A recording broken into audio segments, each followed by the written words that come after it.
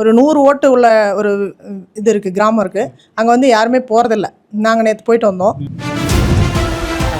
உங்களோட பொண்ணான நேரத்தை ஒதுக்கி எங்களுக்காக இந்த சேலம் மாத்திரை 360 சேனலுக்காக இன்டர்வியூ கொடுக்குறதுக்காக ரொம்ப நன்றிங்கக்கா. அக்கா, நீங்கள் ஏற்காடு சட்டமன்ற தொகுதியில் வேட்பாளராக நிற்கிறீங்க. அந்த மக்களின் பிரதான பிரச்சனைகளை நீங்கள் பார்க்கக்கூடிய விஷயங்கள் என்னென்ன, அந்த மக்கள் உங்கள்கிட்ட வச்ச கோரிக்கைகள் என்னென்ன, நீங்கள் சட்டமன்ற உறுப்பினரானால் அந்த மக்களோட பிரச்சனைகளை நான் தீர்த்து வைப்பேன், அதுக்காக நான் இந்த வாக்குறுதிகள்லாம் கொடுக்குறேன், நான் ஆட்சிக்கு வந்தால் இதெல்லாம் செஞ்சு கொடுப்பேன், நீங்கள் கொடுக்கக்கூடிய வாக்குறுதிகள் என்னென்னு மக்களுக்கு கொஞ்சம் ஷார்ட் அண்ட் ஸ்வீட்டாக சொல்லுங்கக்கா.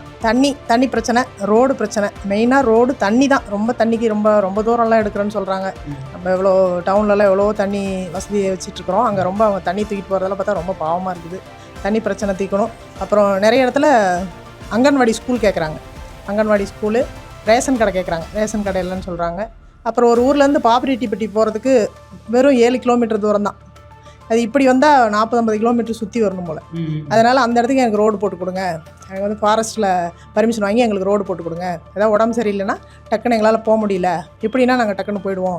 உயிரெலாம் போகுது நிறைய டைமில். அந்த மாதிரிலாம் நிறையா இருக்குது. மலைவாழ் மக்களுக்காக அப்பா 77 எம்ஜிஆர் பீரியடில் எம்எல்ஏவாக இருந்தார். மக்களுக்காகவே சேவை செஞ்சவர் எங்கள் அப்பா. அந்த வழியில் வந்தோம். நான் அப்பாவுடைய பொண்ணு. நான் வந்து கண்டிப்பாக எங்கள் மக்களுக்காக, மலைவாழ் மக்களுக்காக குரல் கொடுப்பேன். எல்லாமே ஐயா எடப்பாடியார் முதலமைச்சரானோன்னு எல்லாமே சொல்லி நான் வாங்கி தருவேன். இப்போ ஏற்காட்டில் வந்து இந்த சாலையோரத்தில் வியாபாரிகள்லாம் வந்து நிறைய கோரிக்கைகள் வைக்கிறாங்க. அவங்களுக்கு வந்து ஒரு நிலையான ஒரு கடையை வச்சு இருக்க முடியல, ஒரு நிறைய பிரச்சனைகளை ஃபேஸ் பண்ணுறாங்க. அவங்களோட வாழ்வாதாரத்துக்காக நீங்கள் என்னென்ன கோரிக்கைகள் வச்சு எப்படி அவங்களுக்கு அவங்களோட வாழ்க்கை தரத்தை முன்னேற்ற மாதிரி எப்படி பண்ணி கொடுப்பீங்க?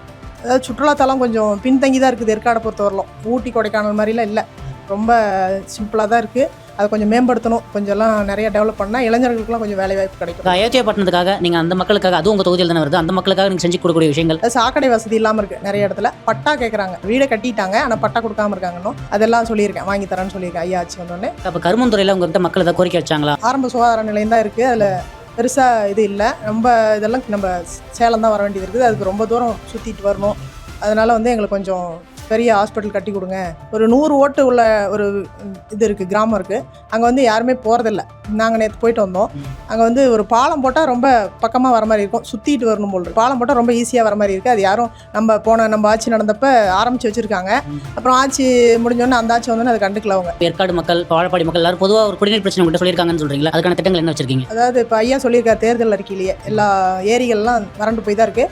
அது எல்லா ஏரிக்கும் மேட்டூர் உபரி நீரை நிரப்பி அதிலிருந்து நம்மளுக்கு எல்லா விவசாயத்துக்கு குடிநீர் பிரச்சனை எல்லாமே தீர்த்துக்கலாம்னு சொல்லியிருக்காங்க. நிலத்தடி நீர் உங்களுக்கு உயரும். அது நல்ல சூப்பரான திட்டம்.